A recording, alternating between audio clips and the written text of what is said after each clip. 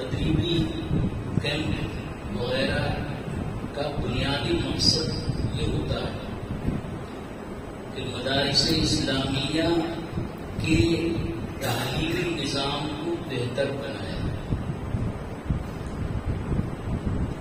رابطہ مدارس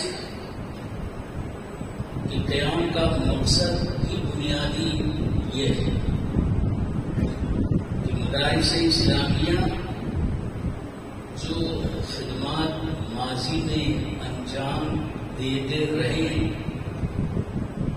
ان میں فعالیت لائی جائے، بہتری پیدا کی جائے۔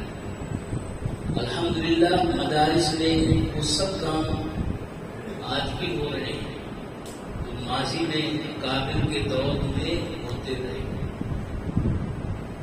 اور مدارس اچھے افراد بھی پیدا کر رہے ہیں۔ البتہ مرور ایام سے اس میں کچھ فرق ہو سکتا ہے، وہ تو فطری چیز ہے، مگر جو بنیادی مقصد مدارس کا تھا وہ مقصد اب بھی ہے۔ جو مدارس کا نصب العین تھا وہی نصب العین مدرسوں کا آج بھی ہے۔ مدارس جو خدمات انجام دیتے رہے وہی خدمات آج بھی انجام دی جا رہی ہیں، اور آپ دیکھیں گے کہ زندگی کے ہر میدان میں عوام کی بھرپور خدمت وہ مدارس سے وابستہ علماء اور ذمہ داران ہی انجام دے رہے ہیں۔ چاہے دینی تعلیم گھر گھر پہنچانے کا مسئلہ ہو، مسلم بچوں اور بچیوں کی تعلیم و تربیت کا مسئلہ ہو، سماج میں پھیلی ہوئی برائیوں کے خاتمے کا مسئلہ ہو، مسلمانوں کی دینی اور مذہبی قیادت کا مسئلہ ہو، سارے کام مدارس سے وابستہ افراد ہی کر رہے ہیں۔ میں سمجھتا ہوں کہ موجودہ اور اس سے پہلے جو مدارس رہے ہیں ان سب کی ایک کامیابی ہے۔ اگر ہم غور کریں تو آج مسلمانوں میں جو دین نظر آ رہا ہے، جو دین کی فکر نظر آ رہی ہے، جو دینی بیداری نظر آ رہی ہے، جو دین کے لیے قربانی کا جذبہ نظر آ رہا ہے، وہ ان مدرسوں ہی کی دین ہے۔ ہمارے اکابر نے بہت پہلے یہ بھانپ لیا تھا کہ اب جو وقت آنے والا ہے وہ بہت خطرناک ہے۔ مسلم حکومت ختم ہو چکی ہے، انگریز ملک پر قابض ہو چکے ہیں، مدارس کو جو حکومت کی امداد پہلے ملتی رہی ہوگی تعلیم کے لیے وہ سب بند ہو چکی ہے، اوقاف کو معطل کر دیا گیا ہے۔ اس لیے اگر دینی تعلیم یا دینی بیداری یا ملک میں دینی کام یا مسلمانوں کو دین پر باقی رکھنا ہے تو اس کے لیے مسلمانوں کو خود محنت کرنی۔ چنانچہ دارالعلوم دیوبند کا قیام عمل میں آیا اور اس کا مقصد یہی تھا کہ مسلمان اپنے بچوں کی تعلیم و تربیت کی خود فکر کریں، اس کی فکر انگریز نہیں کریں گے، کیونکہ انگریزوں نے تو ایسا نظام تعلیم پھیلا دیا لارڈ میکالے نے اس کی وضاحت کی کہ ہم نے ایسا نظام تعلیم برپا کیا جس کو پڑھنے والے مختلف رنگ اور نسل کے ہو سکتے ہیں، لیکن وہ فکر کے اعتبار سے انگلستانی اور انگریزی۔ اس کے مقابلے میں ہمارے اکابر نے دارالعلوم دیوبند قائم کیا، پھر مدارس سہارنپور قائم ہوا، پھر دارالعلوم ندوہ قائم ہوا، پھر اس طرح کے اور بڑے بڑے اور چھوٹے مدارس قائم ہوتے گئے، اور انہوں نے جو نصب العین بنایا وہ یہ کہ ہمارے اداروں میں پڑھنے والے لوگ الگ رنگ اور نسل کے ہو سکتے ہیں، کوئی ہندوستانی ہے، کوئی ترکمستانی ہے، کوئی افغانی ہے، کوئی حجازی ہے، مگر ذہن و فکر کے اعتبار سے وہ محمدی اور اسلامی ہے۔ اسی فکر کو بعد کے لوگوں نے بھی باقی رکھا، اور الحمدللہ دارالعلوم دیوبند اور اس کے نہج پر اور اس کے بعد قائم ہونے والے مدارس یہ اپنے مقصد میں پورے طور پہ کامیاب ہیں کہ انہوں نے جو نصب العین بنایا تھا اس میں وہ کامیاب ہوئے کہ آپ کو جہاں بھی دین سے محبت نظر آ رہی ہے، دینی بیداری نظر آ رہی ہے، علماء کی محبت عوام میں ہے، دینی شعائر کی محبت ہے، گاڑی اور لباس کی محبت ہے، تو یہ دارالعلوم دیوبند اور ہمارے اکابر کی محنت کا صدقہ ہے۔ اور دشمن بھی اس تاریخی کردار کو جانتا ہے، اور وہ بھی یہ سمجھتا ہے کہ اس ملک میں جو مسلمان ہیں وہ مدرسوں کی برکت سے مسلمان ہیں، اور اگر اور بھی جماعتیں کام کر رہی ہیں جیسے تبلیغی جماعت ہے وہ بھی مدرسوں کی دین ہے، جیسے مسلم تنظیمیں ہیں سب مدارس کی دین زیادہ تر، لہذا دشمن بھی یہ سمجھتے ہیں۔ چند سال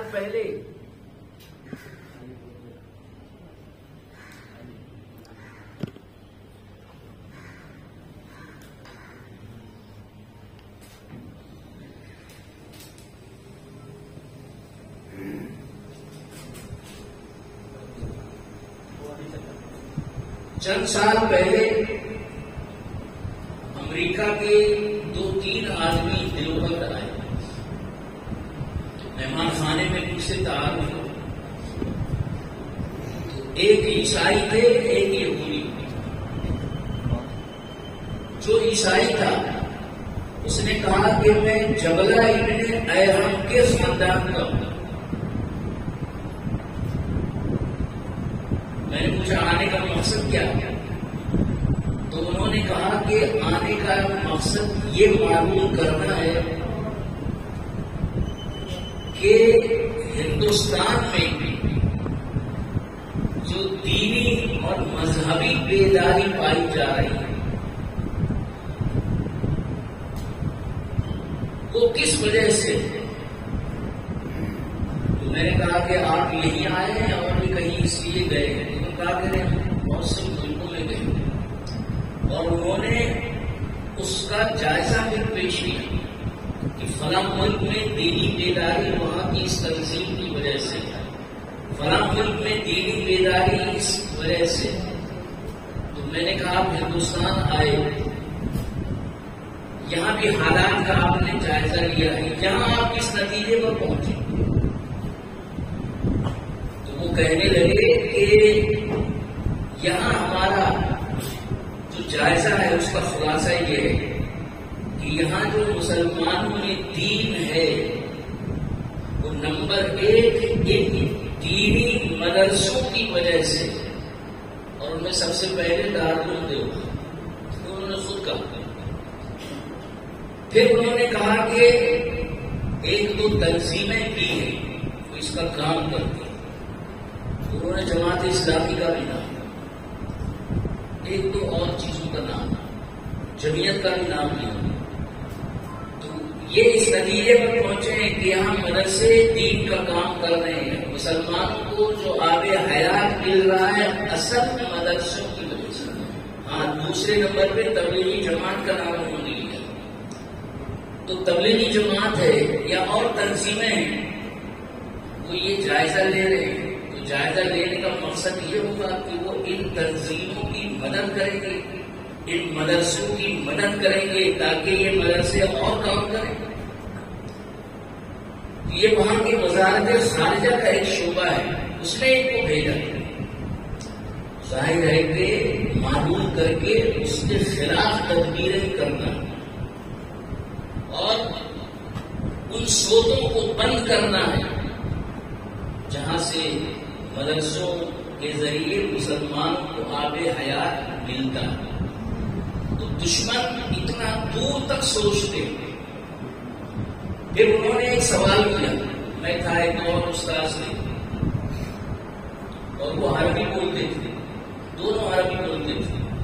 اور ایک نے کہا کہ اصل وطن ہمارا فلسطین ہے, اور انہوں نے یہ بھی کہا کہ زبان ہماری عربی. تو ہم گھر سے جب اسکول جاتے تھے تو راستے میں ایک مسجد پڑتی تھی. اس مسجد کے بورڈ پر روز کچھ نہ کچھ لکھا ہوتا تھا, کبھی کوئی آیت, کبھی چھوٹی سورت. تو اس آدمی نے کہا کہ روز ہم پیدل آتے جاتے تھے اور دیکھ دیکھ کر مجھے سورہ فاتحہ یاد آتی.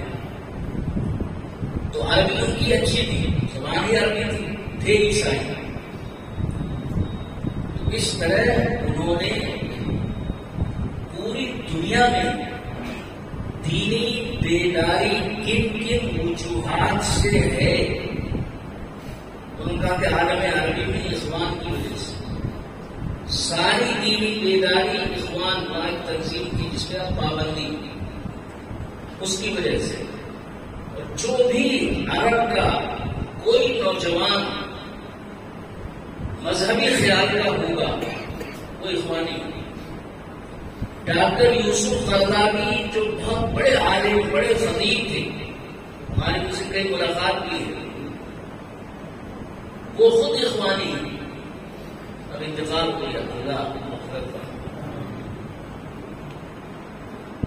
اور ان کی کتابوں پر بعض ممالک نے پابندی لگا دی, اس کو کوئی جوان پڑھے نہیں ورنہ وہ بھی اخوانی ہو جائے.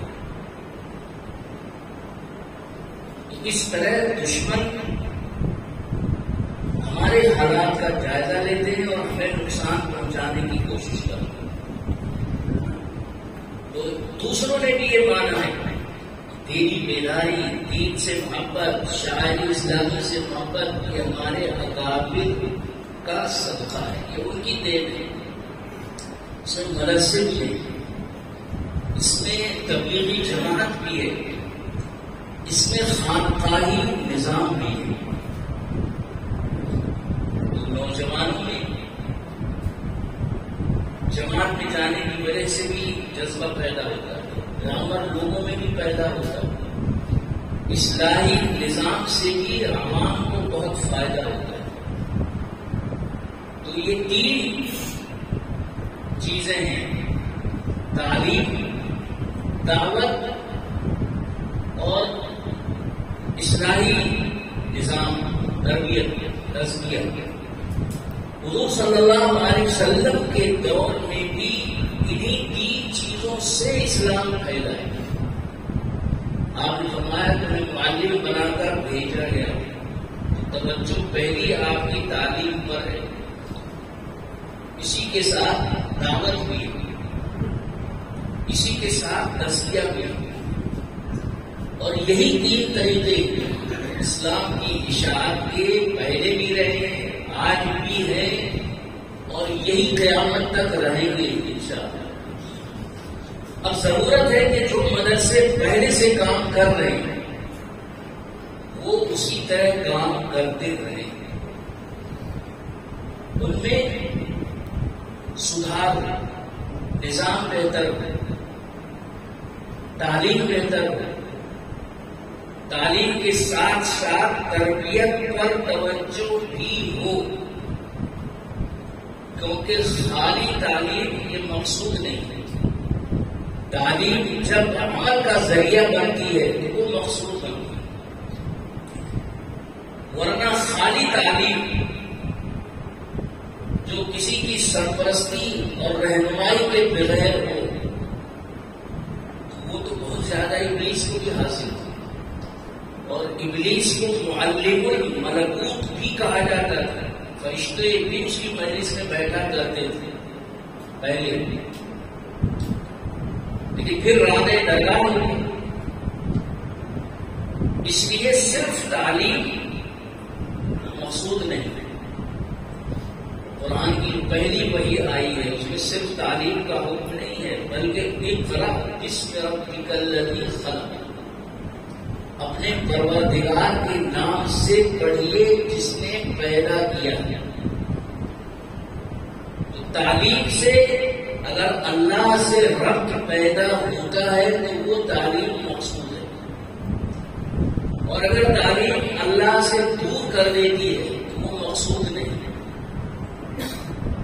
ضرورت ہے کہ مدرسوں کا نظام بہتر ہو۔ حضرات اکابر نے مدارس کے لیے ایک نصاب مقرر کیا جس کو اصطلاح میں درس نظامی کہتے ہیں۔ یہ ملا نظام الدین سہالوی علیہ الرحمہ نے ایک نصاب بنایا ہے، حضرت شاہ ولی اللہ صاحب کے معاصرے ہیں، اور انہوں نے اسی انداز کی کتابوں سے تعلیم پائی کی، اور یہ لکھا ہے کہ حضرت شاہ ولی اللہ صاحب محدث دہلوی کی تعلیم بھی انہی کتابوں سے ہوئی جو نظام درس نظامی میں بعد میں شامل ہوئی، اور حضرت مجدد الفسانی علیہ الرحمہ کی تعلیم کا نصاب بھی میں نے پڑھا ہے کہ یہی تھا۔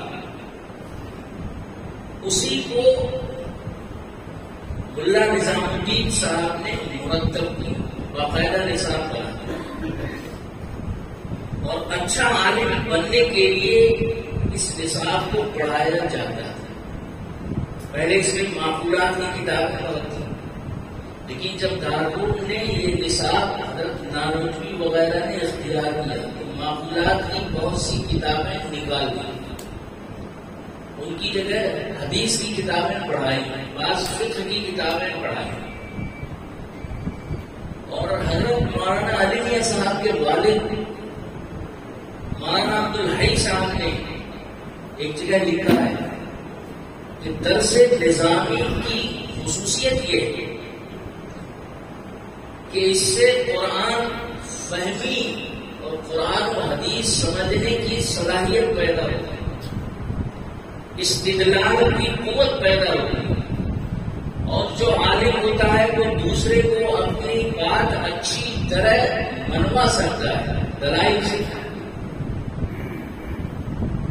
یہ نصاب رکھا گیا، اس نصاب میں جو بھی کتاب شامل ہے اس کا ایک مقصد ہے، وہ مقصد جب حاصل ہوگا جب اس طرح پر اس کتاب کو پڑھائیں جو اس کے پڑھانے کا طریقہ ہے۔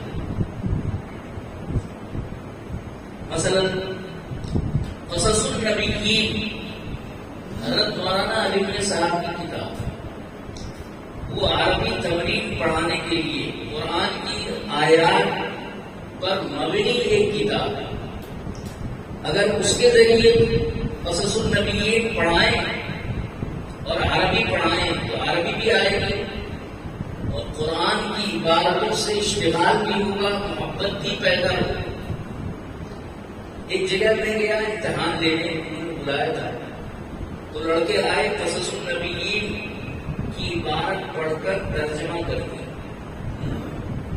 ترجمہ تو ٹھیک تھا، اب میں نے ایک جملہ اس کا ہے عربی کا، اس سے ایک عربی سوال کیا تو خاموش، پھر ایک اردو جملہ بول کر کہا کہ اس کا عربی میں ترجمہ کرو، جیسے کتاب میں عبارت ہے اسی طرح، تب بھی خاموش۔ تو میں نے کہا کہ ترجمہ تو سب کو یاد ہے، یہ جملہ سازی کیوں نہیں جانتے؟ عربی سے اردو، اردو سے عربی، عربی سے عربی، یہ 3 طریقے ہیں تمرین کے، اگر اس طرح تمرین ہوگی تو تمرین کچھ آئے گی، ورنہ کوئی فائدہ نہیں۔ تو لڑکوں نے کہا کہ ہمیں اسی طرح پڑھایا، استاد کو بلایا تو وہ کہنے لگے کہ ہاں ہم نے تو اسی طرح پڑھایا، ہمیں تو پتا ہی نہیں کہ کس طرح پڑھاتے ہیں۔ تو اس کتاب کو نصاب میں شامل کرنے کا کوئی فائدہ حاصل نہیں ہے، صرف یہ ہے کہ قرآن کی کچھ آیتوں کا ترجمہ ہو جائے گا، یہ بھی ایک بڑا فائدہ ہے۔ لیکن بڑا فائدہ تمرین سے یہ ہوتا ہے کہ طالب علم میں عربی بولنے کی صلاحیت پیدا ہوتی ہے، عربی سمجھنے کی صلاحیت پیدا ہوتی ہے، جملوں کی ترکیب کی صلاحیت پیدا ہوتی ہے، وہ حاصل نہیں ہوتی۔ یہی حال القراءۃ الواضحہ کا ہے۔ میں شروع میں دارالعلوم میں آیا تو مجھے کتاب ملی القراءۃ الواضحہ، تو حضرت مولانا وحید صاحب حیات تھے، وہ ہمارے بڑے خاص استاد تھے، تو میں ان سے ملنے جاتا تھا، اس وقت دارالعلوم میں نہیں تھے، پھر بھی جاتا تھا ہفتے میں 2 دن، اور ان کے صاحبزادے قدم سما وہ میری ترتیبیں پڑھتے تھے۔ تو حضرت نے ایک دن کہا کہ قدر آپ کی تعریف کرتا ہے کہ ایک سبق جو کتاب کا ہے اس میں کئی دن لگا دیں۔ پھر حضرت نے یہ بتایا کہ کسی اور کا واقعہ ہوا کہ ایک صاحب پڑھا رہے تھے تو انہوں نے کہا کہ یہ قراءۃ الواضحہ ہے تو ایک دن میں ترجمہ کر کے رکھ دو، یہ کیا سال بھر لے کے بیٹھے، تو ایک دن میں ترجمہ تو وہ کر سکتے ہیں، وہ طالب علم سے کرا بھی دیں گے، لیکن فائدہ بھی وہ حاصل نہیں ہوگا۔ تو جو کتاب جس مقصد سے داخل کی گئی ہے اس مقصد کو سامنے رکھ کر پڑھنا۔ کچھ کتابوں کا مقصد بس یاد کرانا ہے، چھوٹی کتاب ہے، اس میں عبارت حل کرانا بھی ہوتا ہے، سمجھانا بھی ہوتا ہے۔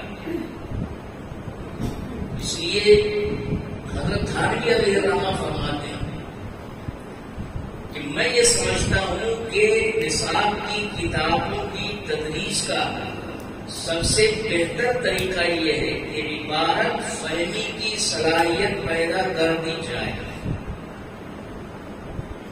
ہدایت ہے، ایک جملہ آدمی پڑھے سمجھ جائے، اتنی ہی تشریح اس میں ہونی چاہیے، یہ عبارت کا مطلب سمجھ میں آ جائے۔ اگر کوئی مثال کی ہے یا حوالہ دیا ہے کہاں مرہ کبھی ہو جاتا ہے تو اس کو سمجھانا چاہیے۔ یہ نہیں کہ جیسے کبھی ہم سنتے تھے کوئی مسئلہ آیا تو کہا کہ اس کی تفصیل آگے آئے، اور اس کے بعد آگے جب آیا تو کہا کہ یہ تو گزر گیا۔ اور ایک جملہ جب ہم پڑھتے تو مشہور تھا کہ سہ ماہی تک تو استاد بھی پڑھتا ہے، پڑھتے تو سبھی ہیں، استاد بھی سمجھتا ہے، طالب علم بھی سمجھتا ہے، اور سہ ماہی کے بعد ششماہی تک استاد کو سمجھتا ہے، طالب علم کچھ نہیں سمجھتا، لیکن اس سبق میں آتا ہے پڑھتا رہتا ہے، اور ششماہی کے بعد سالانہ تک نہ استاد سمجھتا ہے نہ طالب علم سمجھتا ہے۔ تو یہ انہی مدرسوں کے بارے میں مشہور ہے، حالانکہ یہ غلط ہے، کبھی ایسا ہوا نہیں ہے میں سمجھتا، لیکن جو بات مشہور ہو جاتی ہے وہ بلا وجہ نہیں ہوتی۔ شروع میں تو بڑی تقریریں ہوتی ہیں اور بڑے نقطے بیان کیے جاتے ہیں، اس کے بعد وہ نقطے ختم ہو جاتے ہیں، تقریریں کم ہو جاتی ہیں۔ اب اس کے بعد یہ ہوا ہے کہ شروع سال سے یہاں تک تو آپ نے آدھا بھی نہیں پڑھا ہے، اور ابھی آدھی کتاب باقی ہے، وقت بہت کم ہے، کوئی ٹیچر میں آیا والی بات ہو جاتی ہے۔ نصاب اگر پورا کرایا تو اس طرح کراتے تھے، بعض سب کی بات نہیں ہے، نہیں ہوا تو نہیں ہوا۔ اس لیے سبق میں سب سے بنیادی چیز یہ ہے کہ استاد بھی تیاری کر گیا۔ تیاری کا مطلب ہے عبارت سبق دے کے آج کیا پڑھانا ہے، پوری عبارت خود بھی پڑھے، اس کو غور کرے، ترجمہ اور مطلب تو جانتا ہی ہے لیکن ذہن میں مستحضر کرے اور اس کے بعد سمجھانے کے لیے ایک ذہنی ترتیب بنائے. حضرت مولانا سعید احمد صاحب پالنپوری علیہ الرحمہ نے ایک دفعہ فرمایا اساتذہ کی مجلس میں کہ میری اصول فقہ کمزور تھی، لیکن میں پالنپور بھی یا راندیو کہاں بتایا وہاں پڑھاتا تھا تو بہت مطالعہ کرتا تھا، پورا سبق تیار کرتا تھا، تیار کر کے اس کو کاپی پہ لکھتا تھا، پھر کاپی سے خلاصے کا ایک نوٹ بناتا تھا ترتیب وار. اور اتنا ہی نہیں، فرمایا مدرسے سے گھر سے جب مدرسے جاتا تھا تو پرچی ساتھ میں ہوتی تھی اور اس کو نکال کے دیکھتا رہتا ہے تاکہ ذہن میں رہے. پھر وہاں پہنچ کر اسی ترتیب سے پڑھاتے تھے. چنانچہ دارالعلوم میں اساتذہ ایک سے ایک ہے، لیکن حضرت مفتی صاحب کے یہاں درس میں ترتیب اور تفہیم اس سے بہتر شاید مشکل ہو اگر مفتی صاحب کرتے تھے. تو وہ ایک دن میں نہیں بن جاتی ہے کہ چلنے سے پہلے ذرا دیکھ لیا کیا ہے تو معمولی بات ہو، جا کے ترجمہ کرا دیا اور واپس آ. اتنی محنت نور انوار نے کی ہے. پھر وہ یہ فرماتے تھے کہ ہر کتاب کا میں نے نوٹ بنا رکھا. حضرت مولانا معراج الحق صاحب کے یہاں میں رہتا تھا، کیا ہدایت میں بیچ میں ہر 2 ورق کے بیچ میں ایک سادہ کاغذ لگوا کے انہوں نے جلد بنوائی تھی اور وہ ہدایت آخرت پڑھاتے تھے. تو اس طرف کتاب ہے اور اس طرف سادہ کاغذ ہے، نوٹ اسی پر لکھتے رہتے ہیں. حضرت مفتی صاحب بھی اس طرح تیاری کرتے ہیں. تیاری کے بعد جو سبق ہوتا ہے وہ سبق بولتا ہے کہ ہاں یہ سبق ہوتا ہے. اچھا اگر تیاری نہ ہو چلے گئے. اب کبھی ایسا ہوگا کہ کوئی بات ذہن میں پہلے یہ سمجھا تھا کہ یہ تو آسان ہے لیکن وہ وہاں پھنس گئی، سمجھ میں نہیں آئی، تو وہاں حاشیہ دیکھنا پڑے گا. حاشیہ جب آپ دیکھیں گے تو طالب علم سمجھے گا اچھا تیاری حضرت نے نہیں کی، تو سبق تو ہلکا ہوگا، استاد بھی ہلکا ہو جاتا ہے.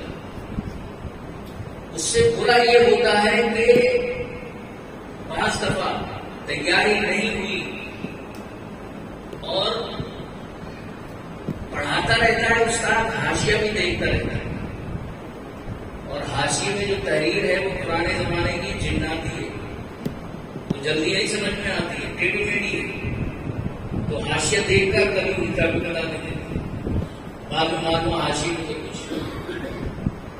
تو جو سبق تیاری کر کے ہوتا ہے وہ سبق طلبہ سمجھتے بھی ہیں، یاد بھی ہوتا ہے، استاذ نیک نام بھی ہوتا ہے. تو پہلی چیز جو ضروری ہے استاذ تیاری کرے، دوسری چیز طلبہ بھی تیاری کرے. جو سبق پڑھنا ہے وہ دیکھ کر جائیں، پھر طالب علم محنت سے پڑھے، پھر اس کا مذاکرہ اور تکرار کرے، پھر کبھی کبھی اس کو دوہرائیں. تو سبق یاد بھی ہوتا ہے، یاد رہتا بھی ہے اور ذہن میں جو چیز محنت سے آتی ہے وہ جلدی نہیں نکلتی. اسی لیے آج کل جو صلاحیتوں کا کباڑا ہوا ہے یہ اردو شرح کی وجہ سے. ایک بڑے مدرسے کے ذمہ دار نے مجھ سے کہا کہ فلاں صاحب نے بھیجا یا ہم نے میزان اردو دی تو مجھ سے کہنے لگے اس کی کوئی شرح ہے. تو میں نے سوچا شرح یہی ہے کہ آپ کو یہاں سے رخصت کرتے ہیں. کہا نہیں، 6 مہینے کے بعد رخصت نہیں کرتے. تو اب اگر میزان یا اور کسی کتاب کی اردو شرح آپ تلاش کریں گے تو ذمہ دار کیسے رکھے گا؟ اور اتنی صلاحیت تو ہونی چاہیے، اس کے بغیر پھر پڑھانے جیسا مسئلہ لینا نہیں چاہیے.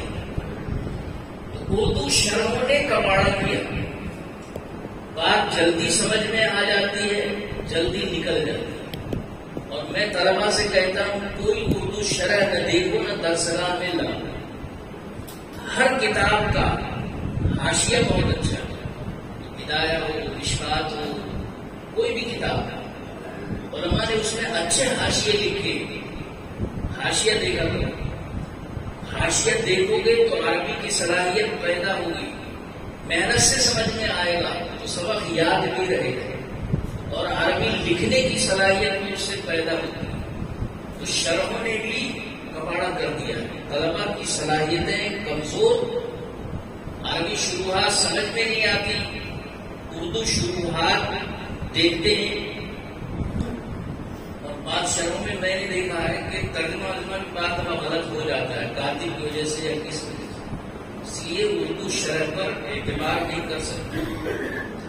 حضرت علامہ کشمیری علیہ الرحمہ یہ فرماتے تھے کہ اردو میں کوئی علم ہے ہی نہیں، لیکن جب بیان القرآن حضرت تھانوی نے لکھی تو پھر علامہ کشمیری نے کہا کہ بھائی آپ بیان القرآن سے مجھے اندازہ ہوا کہ اردو کتابوں میں بھی اگر ایسی ہوں تو بڑا علم ہے۔ تو پہلے اردو شروحات سے اشتغال نہیں تھا، تو اصل چیز ہے عبارت فہمی، بہت تشریح، بہت تفصیل بیان کرنے کی ضرورت ہے۔ طالب علم کی تھوڑی نفسیات کا بھی خیال رکھنا چاہیے،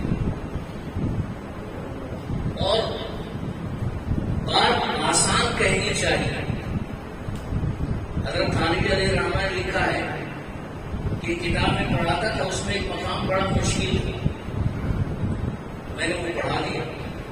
بعض اساتذہ کہتے ہیں کہ بہت مشکل ہے اور ایسا ہے اور ویسا ہے، تو طالب علم کہتا اچھا اتنا مشکل ہے تو ہماری سمجھ میں تو آئے گا نہیں۔ تو میں نے جب وہ پڑھا دیا تو لڑکوں سے کہا کہ بھائی یہ سمجھ میں آیا؟ تو لڑکوں نے کہا سمجھ میں آیا، کہا یہ مسلمات کی تقریر کا مسئلہ ہے۔ اچھا تو بڑا مشکل ہے، تو میں نے کہا تمہاری سمجھ میں آیا یا نہیں؟ تو کہنے کہ ہماری سمجھ میں آ گیا۔ تو بات کو بدنگڑ نہ بنایا جائے، بہت مشکل بنا کے نہ پیش کیا جائے، آسان بنا کر پیش کرے۔ اور طلبا کی صلاحیتیں بھی کمزور ہیں، انحطاط ظاہر ہے کہ آیا ہے، اس لیے ان کی نفسیات وغیرہ کا خیال کر کے بغیر مارے پیٹے، بغیر ڈانٹے، اور تدریس کا جو اصول ہے کہ آپ طلبا میں یکسانیت برتیں، یکسانیت، کسی کو بلا وجہ نہ ڈانٹے، کسی کا مذاق نہ اڑائے۔ طالب علم سے پوچھا، جواب نہیں دے پایا تو مذاق اڑا رہے ہیں، مجھے کیا آتا ہے، کسی کام کا نہیں، کیا پڑھے لکھے گا، کیوں وقت ضائع کر رہا؟ تو طالب علم کا وقت ضائع نہیں ہو رہا، آپ اس طالب علم کو ضائع کر رہے ہیں۔ تو کوئی ایسی بات جس سے طالب علم یہ سمجھے کہ ہماری ناقدری کر رہے ہیں، ہمیں دانا دیا جا رہا ہے، یہ مناسب نہیں ہے، نرمی ہونی چاہیے۔ اور حضور صلی اللہ علیہ وسلم نے فرمایا کہ میں تمہارے لیے ایسا ہوں جیسے والد اولاد کے لیے ہوتا ہے، تو استاذ والد کے درجے میں ہے۔ اور شوقی کا ایک شعر ہے کہ قم للمعلم وفہ تبجیلا، استاذ کے احترام میں کھڑے ہو اور اس کا پورا اکرام کرو۔ کاد المعلم ان یکون رسولا، معلم کا مقام رسول سے بہت قریب تر، لہذا استاد میں حضور صلی اللہ علیہ وسلم کی شان شفقت بھی ہونی چاہیے۔ ہر موقع پر آپ نے نرمی کے ساتھ سمجھایا، اور بہت سے اس کے واقعات ہیں، اس میں جانے کی کوئی ضرورت بھی نہیں۔ تو یہ ابتدائی کچھ باتیں ہیں جو میں نے آپ کے سامنے عرض کی، اور آپ حضرات کا شکر گزار ہوں کہ آپ نے استفادے کے لیے کہ میں آپ حضرات سے استفادہ کروں، مجھے بھی موقع دیا۔